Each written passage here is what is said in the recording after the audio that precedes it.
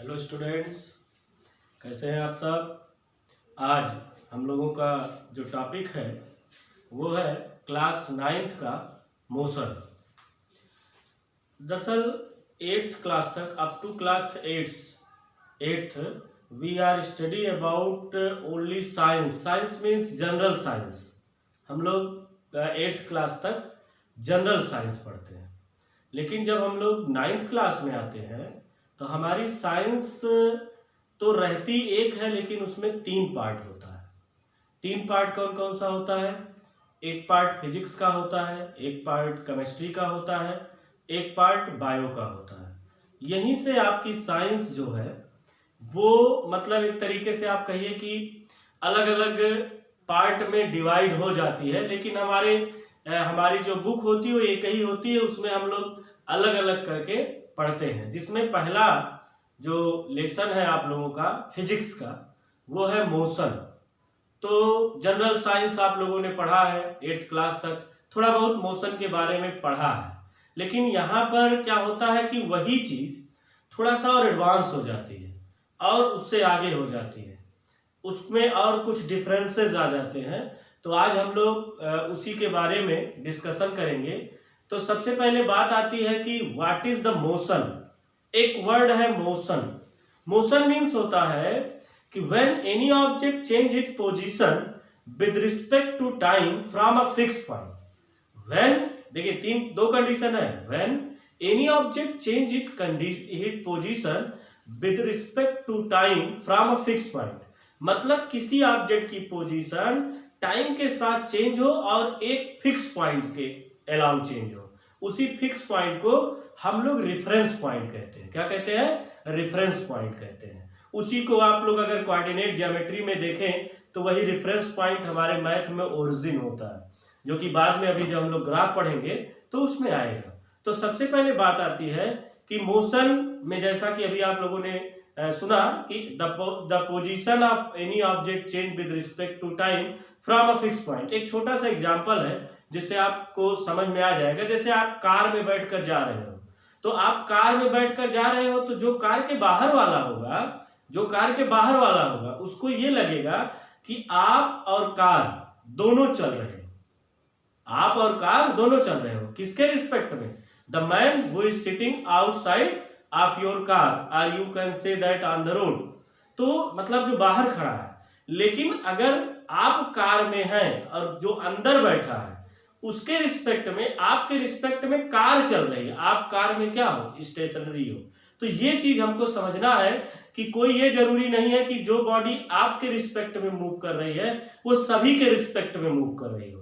Respect मतलब होता है कि एक रेफरेंस पॉइंट होता है, उससे हम लोग उसकी पोजीशन को क्या करते हैं? दिखाते हैं। तो सबसे पहली बात आती है कि व्हाट इज द मोशन। तो अभी हमने आपको बता दिया कि motion is that condition in which the position of any object changes from a fix point with time के साथ लगातार चेंज हो रहा है। And next is rest. Next क्या है आपका? रेस्ट है। रेस्ट को हिंदी में हम लोग विराम कहते हैं। रेस्ट का मतलब क्या है? Time is going on and your position does not changes. आप टाइम लगातार बढ़ रहा है लेकिन आपकी पोजीशन चेंज नहीं हो रही, तो that condition is known as the rest. ये दोनों कंडीशन है, मोशन की अपनी कंडीशन है और रेस्ट की अपनी कंडीशन है। तो आई थिंक ये आपका क्लियर हो गया होगा कि मोशन और रेस्ट क्या चीज है। अब देखिए, मोशन तो ऐसे कई तरह का होता है। कई मोशन है अकॉर्डिंग टू डायमेंशन, भी 1 डायमेंशन, 2 डायमेंशन, 3 डायमेंशन होता है। But this is not your course, ये आपके कोर्स में नहीं है। आपके कोर्स में जो है वो 3 मोशन है। यूनिफॉर्म मोशन, एक समान गति, यूनिफॉर्म मोशन एक समान गति, नॉन यूनिफॉर्म मोशन असमान गति, थर्ड है स्ट्रेट लाइन मोशन सरल रेखीय गति, और चौथा आपका है सर्कुलर मोशन वृत्तीय गति।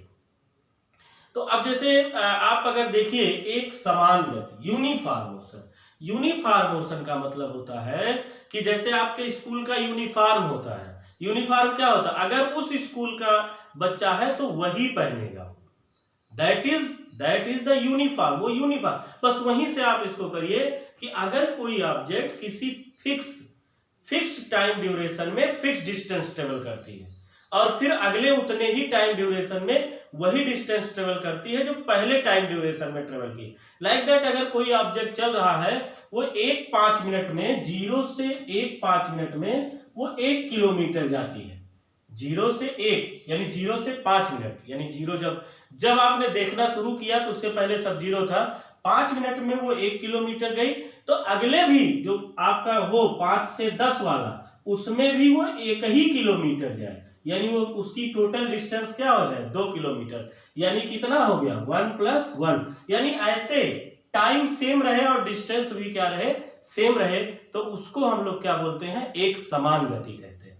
उसे हम लोग क्या कहते हैं, एक समान गति कहते हैं। एग्जाम्पल में आप अर्थ का मोशन ले सकते हैं और कई चीजें हैं। दूसरी चीज है असमान गति। असमान गति का मतलब कि टाइम ड्यूरेशन तो इक्वल रहे लेकिन डिस्टेंस इक्वल ना रहे। टाइम ड्यूरेशन इक्वल रहे लेकिन डिस्टेंस इक्वल ना रहे, इसका मतलब कि जैसे मान लीजिए अगर आप 1-5 मिनट में रोड खाली है, आप 10 किलोमीटर चले गए, अगले 5 मिनट में आप गए और खूब ज्यादा रोड पर क्या है, ट्रैफिक है, तो आप अगले 5 मिनट में 1 ही किलोमीटर जा रहे हैं। तो क्या है, यहाँ कोई यूनिफॉर्मेशन है, नहीं है। क्यों? क्योंकि टाइम तो वही है लेकिन जो उस टाइम ड्यूरेशन में आप डिस्टेंस ट्रेवल कर रहे हैं वो क्या है, अलग अलग है। तो वो क्या है, नॉन यूनिफॉर्म मोशन है।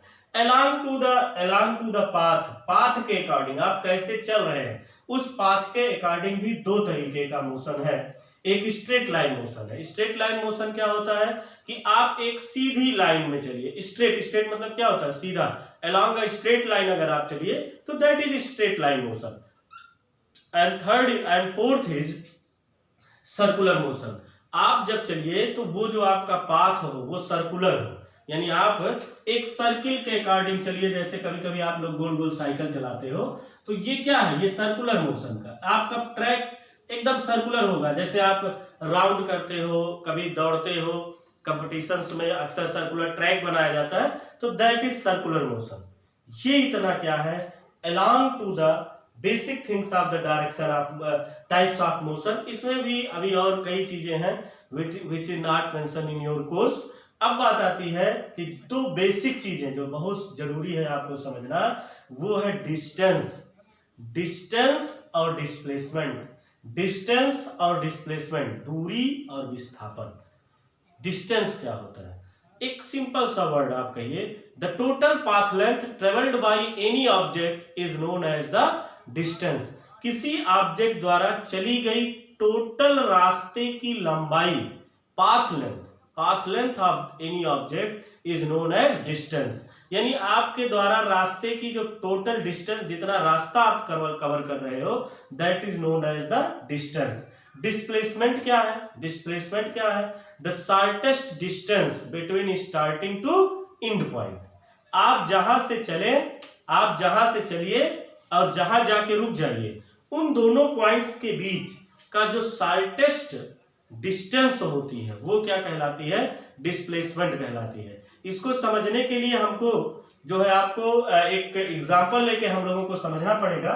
आई थिंक इधर आपको कोई दिक्कत नहीं होगी, तो हम आपको इसका एक एग्जांपल बताते हैं कैसे। इधर तो कोई कंफ्यूजन है नहीं, तो जो इसकी आपको ये है वो कैसे आप डिस्टेंस और डिस्प्लेसमेंट को समझ सकते हैं। आप देखिए एक सिंपल सी बात है, आपका सपोज दैट ये घर है, समझिए ये आपका क्या है, घर है। आपने यहीं से अपनी साइकिल उठाई और ऐसे ऐसे ऐसे ऐसे घूम घाम के यहीं आके रुक गए, आपके फ्रेंड का घर है। जैसे कि आप लोग जब कभी टहलने मूड होता है तो जाना नजदीक होता है, खूब दूर से घूम के आते हैं, बस वही चीज है। तो अब यहीं से आप दोनों में अंतर समझिए। ये जितना मेरा मार्कर चला हुआ है ब्लैक, ये देख रहे हैं आप ब्लैक, ये पूरी डिस्टेंस है, ये पूरी क्या है, डिस्टेंस है, पाथ लेंथ। आप यहां से चले, यहां गए, घूमे टहले, टिकिया समोसा खाते हुए आप यहां आ गए, समझे। तो ये क्या है आपका, ये रास्ते की जो लंबाई है, ये जो रास्ते की लंबाई है, जो ये ब्लैक कलर पूरा चला हुआ ये डिस्टेंस है। लेकिन आपका डिस्प्लेसमेंट कितना है, ये स्टार्ट है और ये एंड है। इन दोनों के बीच की जो ये शॉर्टेस्ट डिस्टेंस है ये डिस्प्लेसमेंट है। दोनों में अंतर समझिए, बहुत जरूरी है अंतर समझना। ये जितनी दूर, क्योंकि आप एक्चुअली तो अपने घर से यही हैं, एक्चुअली तो आप अपने घर से कहाँ है, यही तो है। तो ये क्या है, आपकी डिस्प्लेसमेंट है, इतनी आपकी डिस्प्लेसमेंट आई, लेकिन डिस्टेंस कितनी आई, इतनी आई। तो ये है आपका डिस्टेंस और डिस्प्लेसमेंट। अब मैं एक चीज आपको बता दूं, डिफरेंस क्या है दोनों में डिफरेंस क्या है। तो मेन डिफरेंस जो है वो अभी एक चीज आपको बताया कि distance never becomes zero, distance कभी जीरो नहीं होती, कभी जीरो नहीं होगी distance, but displacement becomes zero, displacement zero हो जाती। कैसे, आप ये जो यहां चले हुए हैं, आप यहीं आके रुक जाइए, तो क्या हो गया, आपका स्टार्टिंग और एंड पॉइंट एक पोजीशन पर आ गया, तो आपकी डिस्प्लेसमेंट क्या हो गई, जीरो। यानी ये बहुत इंपॉर्टेंट चीज है कि when the starting and end point lies at same plane, एक प्लेस पर आ जाए, तो आपका डिस्प्लेसमेंट क्या हो जाता है, जीरो हो जाता है।